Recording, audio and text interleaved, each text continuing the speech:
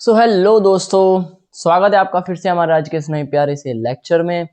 और पिछले वाला जब हम लेक्चर शूट कर रहे थे वो थोड़ा बिजली की प्रॉब्लम की वजह से रुक गया था। ठीक है, तो आज कोई बात नहीं, हम दोबारा से आज अच्छे अच्छे न्यूमेरिकल्स भी कर लेंगे। और आज मेन पर्सन जो हमारा रहेगा टॉपिक वो है घनत्व की प्रॉब्लम, यानी कि इसे पढ़ते ही एकदम 4-5 शुरू के 2-4 मिनट लगेगी घनत्व को समझने में। इसके बाद हम न्यूमेरिकल्स ही न्यूमेरिकल्स करेंगे, घनत्व वाले भी एडवांस लेवल के जो प्रीवियस ईयर में आए हुए हैं पेपर में, और जो इस साल आने के चांसेस सबसे ज्यादा हैं, जो आपका नया एग्जाम होने वाला है ना 2027 के अंदर बोर्ड में, उनमें। ठीक है, तो चलिए शुरू करते हैं बिना टाइम वेस्टिंग के। तो घनत्व का एक सिंपल सा फॉर्मूला आपको याद रखना है भाई। क्या फॉर्मूला है सर? कि जो घनत्व को हम डी से प्रदर्शित करते हैं, सबसे पहली बात डी से। ठीक है, डी बराबर डेंसिटी। डी का मतलब होता है डेंसिटी, और डेंसिटी को ही हम हिंदी में घनत्व बोलते हैं। ठीक है, और घनत्व बराबर होता है हमारे पास द्रव्यमान बटे में आयतन।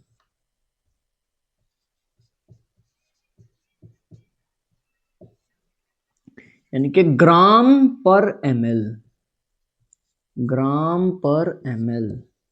तो मात्रक क्या हो गया? ग्राम पर एमएल हो गया सर। मात्रक हो गया ग्राम पर एमएल, या किलोग्राम पर लीटर, है ना, किलोग्राम पर लीटर या ग्राम पर एमएल। ज्यादातर आपको मात्रक देखने को मिलेगा ग्राम पर एमएल। सिंपल सा फॉर्मूला है, घनत्व बराबर होता है द्रव्यमान बटे आयतन। अगर पूरे को अच्छे से डिनोट करूं तो डी बराबर डब्ल्यू बटे डी, डब्ल्यू बटे वी, डब्ल्यू बटे वी।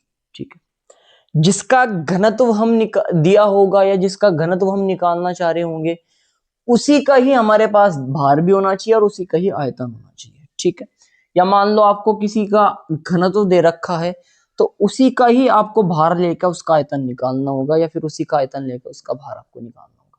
कुल मिला के बात, जिसके भी जिस विलयन के अंदर जिसमें भी घनत्व की बात हो रही होगी, मान लो विलयन के घनत्व की बात हो रही, तो हम विलयन का ही भार की बात करेंगे, विलयन के ही आयतन की बात करेंगे। यानी कि विलय के भार की बात करने लग जाए या फिर विलायक के भार की आयतन की बात करने लग जाए।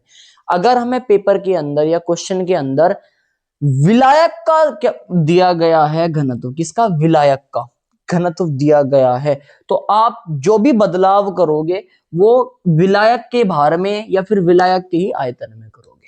ठीक है, ऐसे नहीं कि आपको विलायक का घनत्व दे रखा और आपने चेंज कर दिया विलयन की चीज, ऐसे नहीं करना है। ठीक है, एक बात हमेशा ध्यान रखना, जो पानी की जब भी बात होगी, पानी की जब भी बात होगी, जल की जब भी बात होगी, तो इसका घनत्व आपको 1 ग्राम पर एमएल मान के चलना है। इसका घनत्व कितना होता है भाई? 1 ग्राम पर एमएल। ठीक है सर, हम समझ गए। यानी कि पानी का घनत्व आपको न्यूमेरिकल के अंदर नहीं दिया जाने का, वो आपको याद रखना। क्लियर है? ठीक है सर। यहां से एक एमसीक्यू का क्वेश्चन सबसे ज्यादा बनता है, ये हमेशा याद रखना भाई। क्या सर? कि शुद्ध जल की या आसुत जल की, देखो दो वर्ड मैंने यहां पे लिए आपको सामने, एक तो आसुत जल यानी कि डिस्टिल्ड वाटर। कौन सा जल होता है सर? ये वो जल होता है जब आपने इंजेक्शन देखे, इंजेक्शन जो दवाई आती है सूखे पाउडर के फॉर्म में, वैक्सीन में जो पाउडर के फॉर्म में होती है, उसमें एक छोटा सा पानी की बोतल मिलती है उस इंजेक्शन को घोलने के लिए, उसमें आसुत जल होता है। ठीक है, तो आसुत जल या फिर हम शुद्ध जल की बात करें, दोनों का मतलब समझ लो एक तरीके से एक ही है, शुद्ध जल। इनकी जो मोलरता होती है वो 55.55 होती है, 55.55 एम होती है। ये नोट पॉइंट हमेशा याद रखना, यहां से एमसीक्यू का क्वेश्चन बन सकता है कि आसुत जल की या शुद्ध जल की मोलरता कितनी होती है सर? 55.55। ठीक है, ओके सर। अब अपनी कुर्सी की पेटी बांध लीजिए और फटाफट से अपनी हाथ में एक कॉपी और एक पेन ले लीजिए, क्योंकि हम न्यूमेरिकल्स की बारिश करने वाले हैं। तो चलिए स्टार्ट करते हैं। देखो, न्यूमेरिकल समझने से पहले एक छोटी सी चीज और समझ लीजिए कि इसका मतलब क्या है। अगर आप न्यूमेरिकल जब सोल्व करोगे तो बार बार ये चीज आएगी, मैं अभी आपको बता देता हूं कि x% डब्ल्यू बटे डब्ल्यू अगर लिखा हुआ है, या x% भारानुसार, इसका मतलब भारानुसार भी होता है। x% भारानुसार है, या x% आयतनानुसार है, या x% भार आयतन अनुसार है, या xm है बड़े वाला m, ए या एक्स स्मॉल एम, इनका मतलब क्या है? एक्स की जगह कोई नंबर होगा, पहली बात तो हो सकता है 2 हो, 1 हो, 3 हो, 4 हो, 5 हो, 7 हो, 10 हो, 15 हो, 20 हो, कोई नंबर होगा एक्स की जगह। ठीक है, मैंने नॉर्मल एक ले लिया कि भैया ये एक्स कोई वैल्यू है। तो एक्स परसेंट डब्ल्यू बटे डब्ल्यू का मतलब ये है कि भैया ये जो एक्स है ये इतने ग्राम इस इतने विलियन में उपस्थित है। ठीक है ना, और यहां पे 100 की बात होगी, परसेंटेज का मतलब 100 सर। ठीक है, तो इस लाइन का मतलब है कि जो एक्स ग्राम विलय है, एक्स ग्राम विलय है, यानी कि जो सामने रखा होगा ये वाली वैल्यू, इतना ग्राम विलय 100 ग्राम विलियन में उपस्थित है, 100 ग्राम विलियन में। ये लाइन आपको हर न्यूमेरिकल में लिखनी है भाई, जब ऐसी कोई चीज आएगी आपके सामने। ठीक, तो इस इतनी सी चीज से आपको दो चीज मिल गई, क्या? विलय की वैल्यू मिल गई एक्स ग्राम और विलियन की वैल्यू मिल गई 100 ग्राम। यानी कि यहां से डब्ल्यू बी की वैल्यू कितनी बैठ गई सर? एक्स ग्राम बैठ गई। एक्स की जगह कोई वैल्यू हो सकती है, यहाँ पे हो सकता है 2 दे रखी हो, 3 दे रखी हो, 10 दे रखी हो, 20 दे रखी हो, 50 दे रखी हो। ठीक है, वो ध्यान रखना है आपको, जब मैं न्यूमेरिकल कराऊंगा तब बता भी दूंगा। और विलियन का द्रव्यमान मिल गया कितना सर? 100 ग्राम। कितना मिल गया? 100 ग्राम। तो यहां से विलायक का निकाल सकते हो आप। कैसे? विलायक का निकालने के लिए भैया डब्ल्यू ए का निकालने के लिए डब्ल्यू में से डब्ल्यू बी माइनस कर दो, यानी कि 100 में से माइनस कर दो कितना? एक्स, ये डब्ल्यू ए आ जाएगा। तो सिर्फ एक इतनी सी लाइन से एक्स परसेंट डब्ल्यू बटे डब्ल्यू से आपको तीन चीज मिल गई भाई साहब। डब्ल्यू बी भी मिल गया, यानी कि विलय का भार भी मिल गया, विलियन का भार भी मिल गया 100 ग्राम, और यहां से आप विलायक का भार भी आप निकाल सकते हो। सही बात? ठीक है सर। इसी तरीके से एक्स परसेंट वी वी बटे वी है। एक्स परसेंट वी बटे वी का मतलब क्या है कि भैया एक्स एम एल विलय, अब आयतन आ गया तो एम एल आ जाएगा, कि एक्स एम एल विलय 100 एम एल विलियन में उपस्थित है। कितने में? 100 एम एल विलियन में उपस्थित है। तो मतलब यहां से वी बी की वैल्यू कितनी आ गई? वी बी की वैल्यू एक्स एम एल आ गई सर, एक्स एम एल आ गई। और डब्ल्यू की सॉरी वी की वैल्यू कितनी हो जाएगी? पूरे विलियन की वैल्यू कितनी हो जाएगी सर? 100 एम एल हो जाएगी, 100 ml हो जाएगी। परसेंट की वैल्यू चल रही तो मतलब 100। ठीक है, और सर अगर आपको यहां से वी ए निकालना हो तो बड़ा आसान है, वी में से वी बी माइनस कर देंगे, वी बी माइनस कर देंगे, यानी कि 100 में से एक्स घटा देंगे। सही बात है, बहुत बढ़िया। सेम चीज होगी एक्स परसेंट डब्ल्यू बटे डब्ल्यू, एक्स परसेंट डब्ल्यू बटे डब्ल्यू, ऊपर वाली वैल्यू डब्ल्यू है भाई, और ऊपर की वैल्यू विलय की होती है, बता रखा था। तो मतलब अब आ जाएगा एक्स ग्राम विलय, एक्स ग्राम विलय 100 ml विलियन में उपस्थित है। क्यों? क्योंकि नीचे तो वी है भाई साहब, वो तो आयतन है ना, तो वो तो ml रहेगा कि 100 ml आयतन में उपस्थित है। तो यहां पर डब्ल्यू बी की वैल्यू आपको कितना दे दी गई है सर? एक्स ग्राम, एक्स ग्राम दे दी गई है, और वी आपको 100 ml दे दिया गया है। अगर आपको यहां से एक्स ए निकाल डब्ल्यू ए निकालना है तो उसे निकालने के लिए आपको घनत्व की जरूरत पड़ेगी। क्यों भाई? जरा ध्यान से देखो, अगर आपको यहां से मैं वी ए निकलवाऊं तो वी तो आपके पास है 100 ml, लेकिन वी बी तो नहीं है ना, डब्ल्यू बी है भाई साहब, वी बी नहीं है। तो आप यहां से वी ए नहीं निकाल सकते बिना घनत्व के। अब वो घनत्व वाला क्या केस होगा मैं आपको आगे बताऊंगा। तो इतनी सी लाइन से आपको दो चीज मिल गई कि एक्स ग्राम विलय 1000 विलियन में उपस्थित है। ठीक है सर, हमें समझ में आ गया। ये सारी लाइनें लिख लेना, मैंने शॉर्ट में कर दिया काम आपका। ठीक है, ताकि वीडियो लंबी ना हो। एक्स एम का मतलब क्या है? मोलरता में विलय का भार या द्रव्यमान आता है, विलय के मोल आते हैं भाई, मोल, ऊपर मोल आते हैं। ठीक है ना, तो एक्स एम का मतलब ये है कि एक्स मोल विलय, एक्स मोल विलय 1 लीटर विलियन में उपस्थित है। तो भाई साहब इससे भी दो चीज मिल गई, और दोनों बड़ी मस्त चीज मिल गई, उपस्थित है। क्या का सर? एक तो विलय के मोल मिल गए, यानी कि एनबी की वैल्यू जो कि कितनी है? एक्स, जो भी एक्स की वैल्यू होगी। और सर एक लीटर आयतन मिल गया विलियन का, यानी कि वी की वैल्यू मिल गई आपको 1 लीटर। सेम एक्स में ये मोललता है, और मोललता में याद करो विलियन की बात नहीं होती, उसमें विलायक के भार की बात होती है। ठीक है ना, जिससे मैंने क्या बोल रहा था कि 1 किलोग्राम विलायक में उपस्थित विलय के मोलों को हम क्या बोलते हैं? मोललता। तो उसमें विलायक का भार था। तो इस एक्स एम का मतलब है कि एक्स मोल विलय, एक्स मोल विलय 1 किलोग्राम विलायक में उपस्थित है। विलायक में उपस्थित है, ठीक है ना।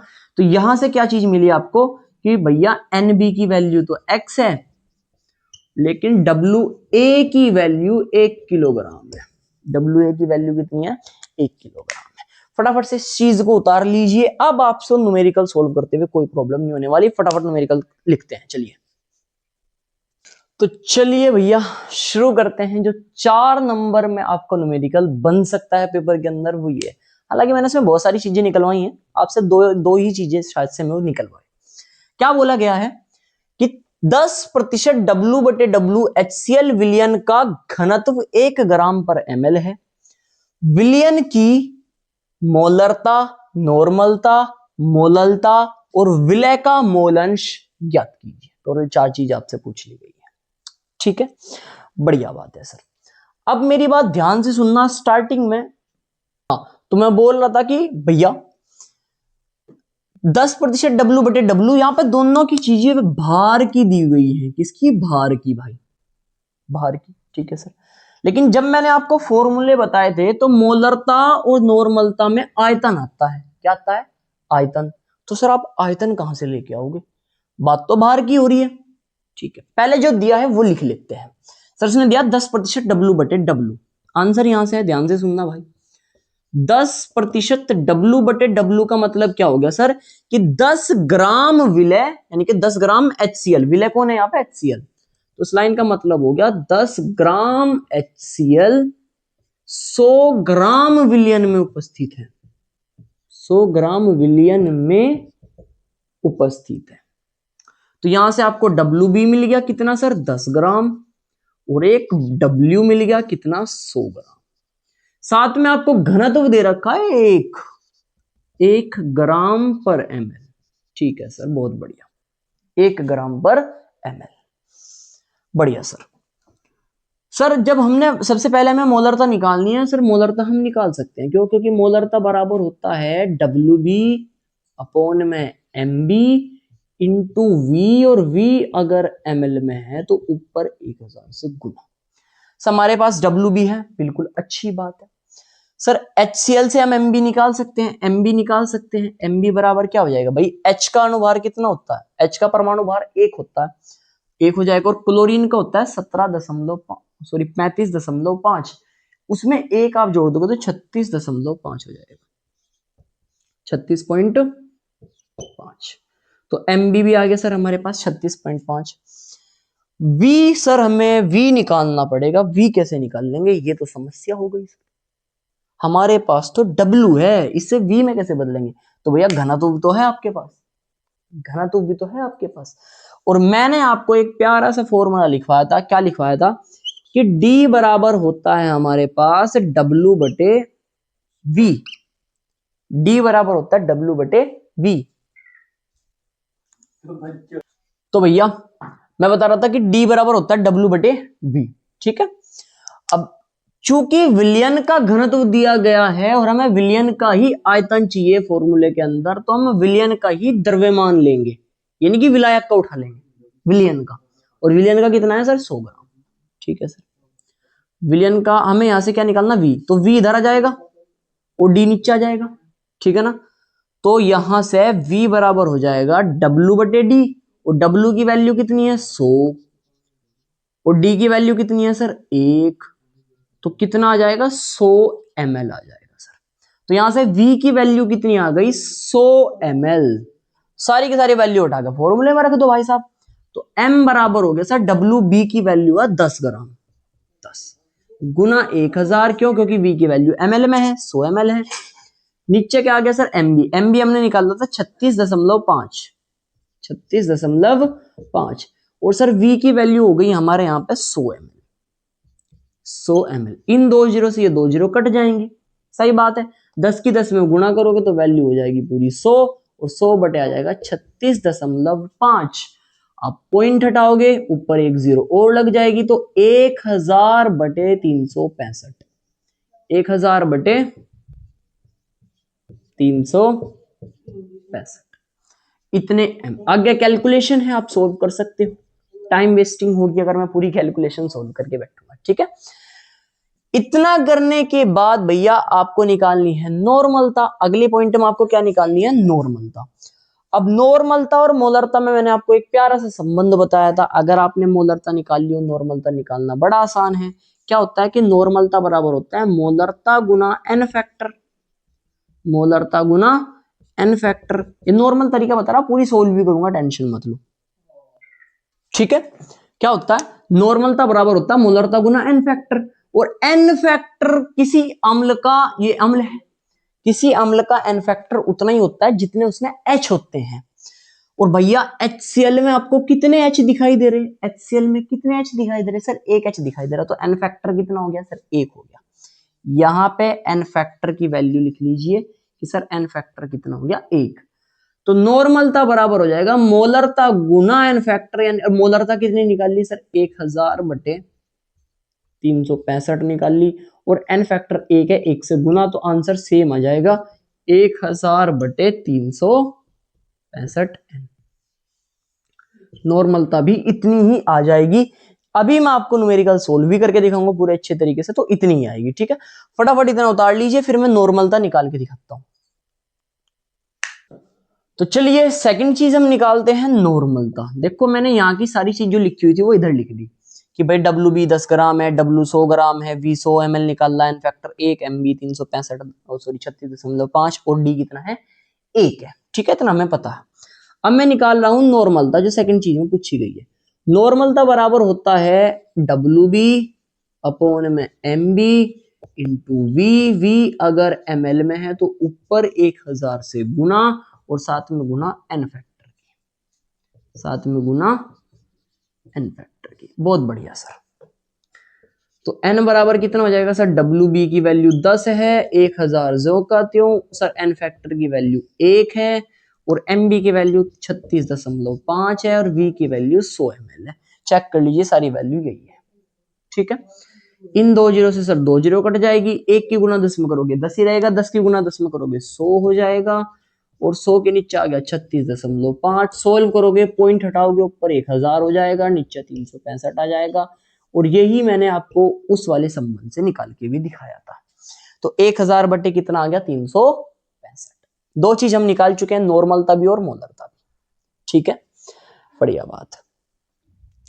अब घनत्व का आपको कहां पे यूज करना है वो उस न्यूमेरिकल से आपको समझ में आ गया होगा। कहां पे करोगे कि जब आपको कोई W वाली चीज दे रखी हो और आपसे V वाली चीज पूछ ली गई हो, जैसे कि यहाँ पर W दे रखा था और पूछ लिया क्या? मोलरता या नॉर्मलता। तो इसमें आपको घनत्व का यूज करना पड़ेगा। घनत्व का यूज आप वहां पे नहीं करने के, कहां पे नहीं करने के सर? जब आपको W की ही वैल्यू दे रखी हो और आपसे W की पूछ ली जाए, यानी कि मोललता आपसे पूछ ली जाए। क्या पूछ लिया? मोललता। तो ऐसी कंडीशन में आप घनत्व का उपयोग नहीं करोगे, नॉर्मल न्यूमेरिकल सोल्व हो जाएगा, जैसे कि मैं अभी सोल्व करके दिखाऊंगा आपको। घनत्व का यूज आप वहां पे करोगे जब आपको मोलरता दे रखी हो और मोललता पूछ ली जाए। क्यों? क्योंकि मोलरता के अंदर तो सर आयतन आता है, हमने अभी न्यूमेरिकल देखा था, आयतन आता है, फॉर्मूला देखा था इसका। और मोललता में सर भार आता है। अभी देखना जरूर, दिखाऊंगा मैं तुम्हें। कितना उतार लो, रफ कर रहा हूं।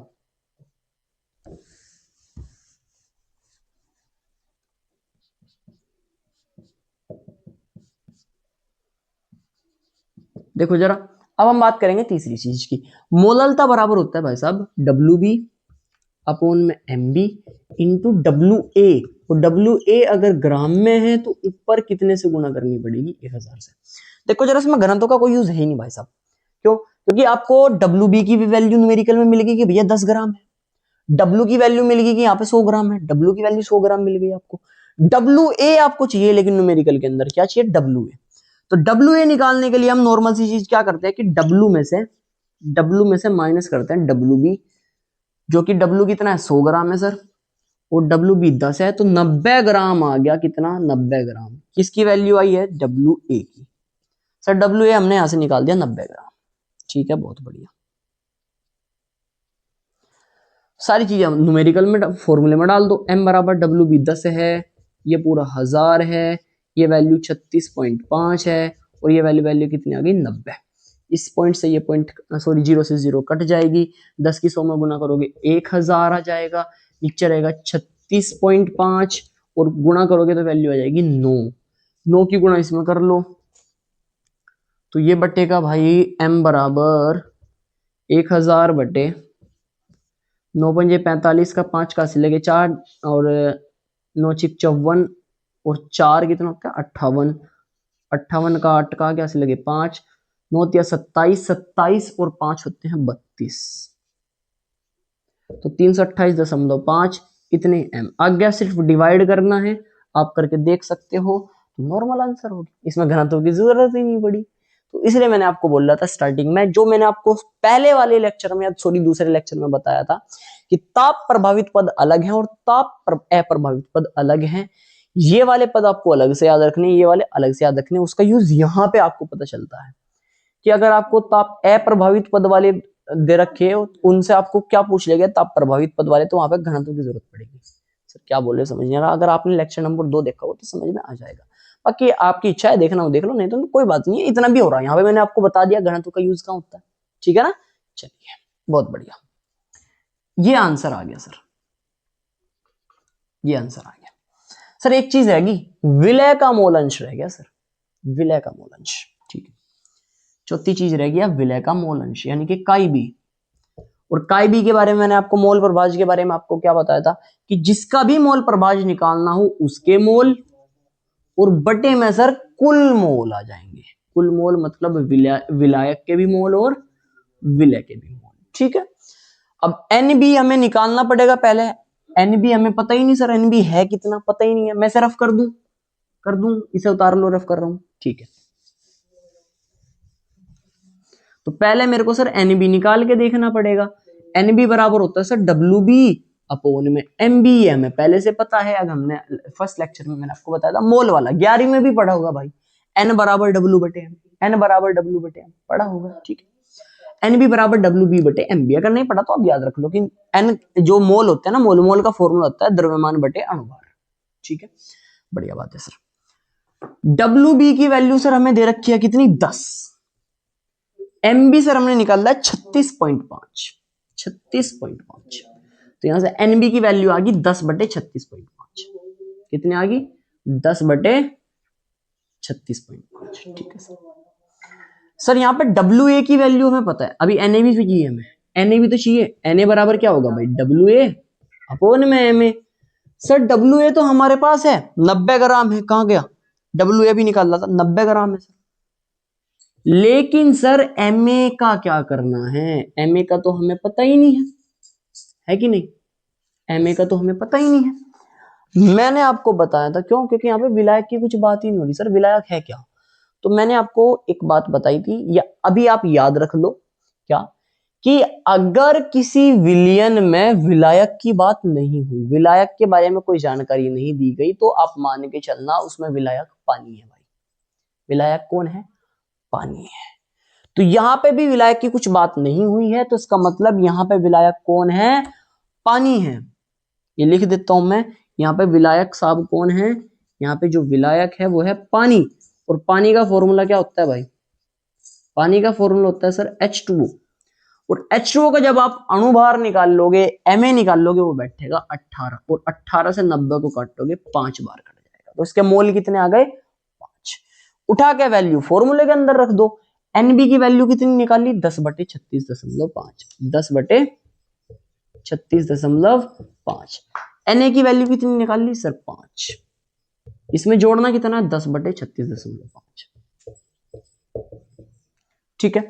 अभी इसे मैं सोल्व करा देता हूं फटाफट से, ये कराना ही पड़ेगा मुझे। काई भी बराबर यहां 10/36.5 को झोंका त्यों रख लो, निचले वाले में ले लो एलसीएम भाई साहब, तो पंजे पंजे 25, 5 छंग 30 और 2 32, हाथ से लगे 3, 5 तिया 15 और 3 18, 182.5 प्लस हो जाएंगे 10, बटे में आ जाएगा 36.5, बटे में आ जाएगा 36.5, बाहर वाले की बाहर वाले में गुणा, अंदर वाले की अंदर वाले में गुणा, ठीक है। तो जब बाहर वाले की बाहर वाले में और अंदर वाले की अंदर वाले में गुणा करोगे तो 10 गुणा 36.5 बैठेगा, 10 गुणा 36.5 दिख रहा होगा, आई होप कैमरे के अंदर। और नीचे क्या आ जाएगा सर 182.5 में 10 जोड़ना है सर, कितना हो जाएगा 192.5, 192.5 5 और इसकी गुणा किसके साथ करी जा रही है सर, अंदर वाले की 36.5 के साथ, 36.5 के साथ। मैं एक बार चेक कर लूं कैमरे में दिख रहा है क्या, हाँ भाई दिख तो रहा है, दिख रहा है, ठीक है। तो इस 36.5 से 36.5 पूरा का पूरा कट जाएगा और यहां से काई बी की वैल्यू आ जाएगी 10/192 192.5। आगे कैलकुलेशन आप सोल्व कर सकते हो, 10 को इससे भाग दे देना, आंसर आपका आ जाएगा। ठीक है, उम्मीद है बड़ा अच्छे तरीके से आपको पूरा का पूरा ये जो न्यूमेरिकल था समझ आ गया होगा। उस एक न्यूमेरिकल के अंदर मैंने सारी की सारी चीजें आपको एक्सप्लेन कर दी। घनत्व का भी यूज कर लिया, कहां पे घनत्व का यूज करना ये भी मैंने आपको बता दिया। अगर आपको परसेंटेज W/W दी गई है, उससे मोलरता, नॉर्मलता, मोललता, विलय का मोलेंश कैसे निकालते हैं ये भी बता दिया। इसके अलावा अगर आपको मोललता मिल जाए, नॉर्मलता पूछ ले जाए तो घनत्व का यूज करना है नॉर्मलता, वो भी आप सीख लोगे। ठीक है, बाकी आप अपने बुक के न्यूमेरिकल से सोल्व करते रहो। अगर कोई न्यूमेरिकल ऐसा आ जाता है कि जो आपसे सोल्व नहीं होता है तो फटाफट से उसका स्क्रीनशॉट ले लो या उसका फोटो ले लो, और फोटो लेने के बाद मेरा एक इंस्टाग्राम हैंडलर है, अकाउंट है @CamByShivam, इस पे मुझे डीएम कर दो भी सर ये वाला न्यूमेरिकल हमें समझ नहीं आया, इसे समझा दो, तो मैं इसका प्रॉपर आपको सॉल्यूशन दे दूंगा। ठीक है, cam_by_Shivam, क्लियर है। तो चलिए मिलते हैं नेक्स्ट लेक्चर में। आज आपका सांद्रता पद खत्म हो चुका है, यानी कि जो मैंने आपको सबसे पहले वाले लेक्चर में बताया था कि हम इस चैप्टर के अंदर क्या क्या पढ़ने वाले, उसकी सबसे पहली और सबसे बड़ी चीज हमने खत्म कर ली। अब हम पढ़ने वाले हैं वाष्प दाब की और विलेयता के बारे में, जो हम अगले लेक्चर से शुरू करने वाले हैं। ठीक है, तो मिलते हैं नेक्स्ट लेक्चर में, तब तक के लिए ओके बाय।